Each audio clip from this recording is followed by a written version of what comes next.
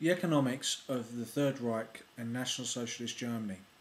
What was the context of National Socialist Germany's economic plans? Well, at the time of the Great Depression, Britain was the economic hyperpower of the world, and the British Empire encompassed a quarter of the world's population and a quarter of the world's surface. The United States had become a, a rising economic power during the First World War, where it had a lend-lease loans to Great Britain to enable Great Britain to fight the war against Germany, Imperial Germany. That war arose because of Serbia attacking Austria and through the assassination of Archduke Ferdinand, and then the attack by France and Russia against Imperial Germany and Austria. This is not widely known or recognised because of the German attack on Belgium, neutral Belgium, which brought the British Empire in and caused it to be not a European war but a world war. Now, National Socialists in Germany were bringing together two different ideas. They were bringing together the ideas of Bismarck, which is national conservatism, and melding them with social democracy on the one hand, which had its origins in the English labour movement and union movements on one side, and Karl Marx on the other, who in his Deutsche Politik and Das Kapital were setting out the communist side of socialism. So National Socialists were trying to make themselves distinct from those three branches, that is British socialism and German national conservatism, which was a free market capitalist system where few families owned the capital of the state, whether they be financial elites, financial elites like the Rothschilds, or industrial elites like Crump, or other Crump Steel, and other in political elites such as Bismarck himself and the royal family of Germany, which was linked with Great Britain during the imperial phase of Germany, when Germany was a rising industrial power during the First World War. Now, after the First World War, Germany was defeated, and the Versailles Treaty, which John Keynes criticised as being overly harsh on the Germans, and that he said that vengeance would not limp, which was very prophetic because of the rise of Adolf Hitler. But Adolf Hitler was not necessarily destined to rule Germany. It was quirks of fate, and also the machinations of British intelligence within Germany, which meant that Germany would move on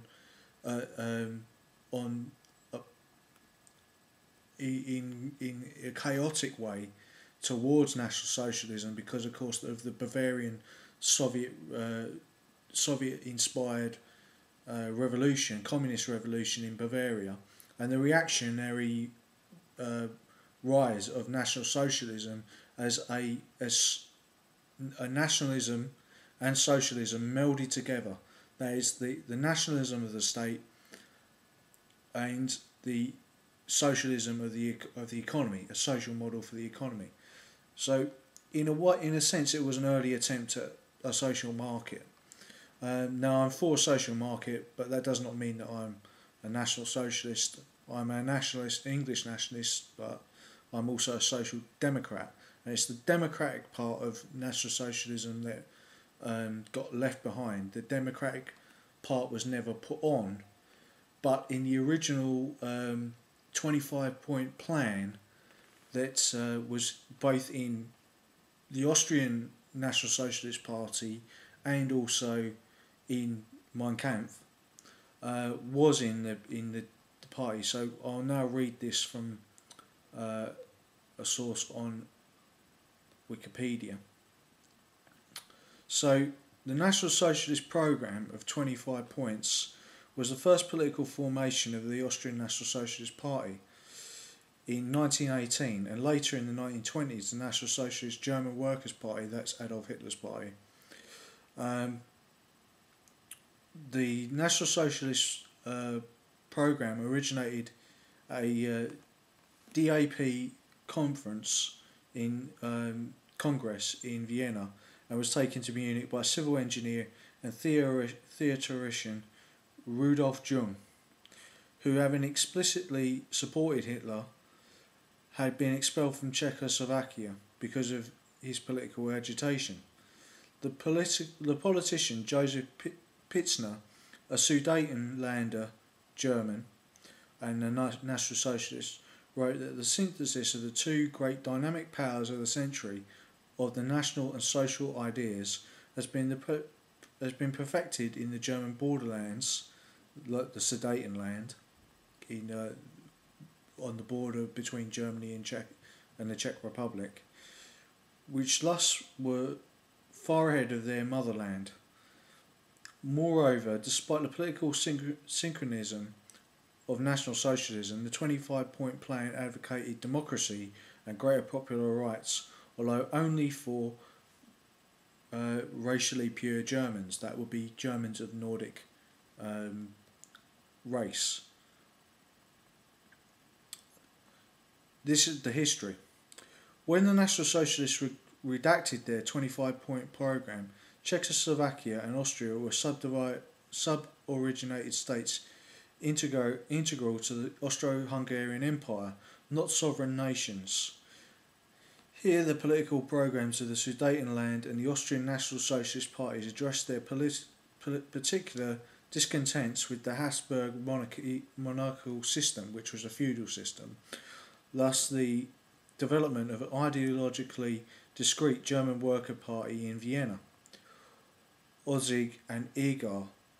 In the event, Adolf Hitler and a cohort of the government of Nazi Germany from 1935 to 1945 did not participate in originating such National Socialist programmes. Thus, the politics and ideology of the NSDAP were specifically adaptations of such. The Austrian Party Programme. In May 1918, before Austria became a republic, the Austrian National Socialist Workers' Party proclaimed a similar programme. The National Socialist Workers' Party is not a party exclusively for labourers. It stands for the interests of all decent and honest enterprise. It is liberal and strictly folkish party fighting against all reactionary efforts, clerical, feudal and capitalist privileges, but above all against the increasing influence of Zionist commercial mentality which encroaches on public life. It demands the amalgamation of European regions inhabited by Nordic Germans into democratic and socialised Germany. It demands the introduction of plebiscites for all important laws in the country, and the plebiscites were taken up by Adolf Hitler during his time in power. It demands the elimination of Jewish banks over our economic life and the establishment of people's banks under democratic control. German Party Programme. In Munich in 1920, on the 24th of February, Adolf Hitler publicly proclaimed the 25-point programme of the National Socialist Workers' Party when the Nazis were still known as the DAP, the German Workers' Party. They retained the National Socialist programme upon renaming themselves the National Socialist Workers' Party, NSDAP, in April 1920, and it remains the party's official programme. The 25-point programme was a German adaptation of Anton Dexter, Adolf Hitler, Gottfried Frieder, and Dietrich Eckart of Rudolf Jung's Austrian Bohemian programme.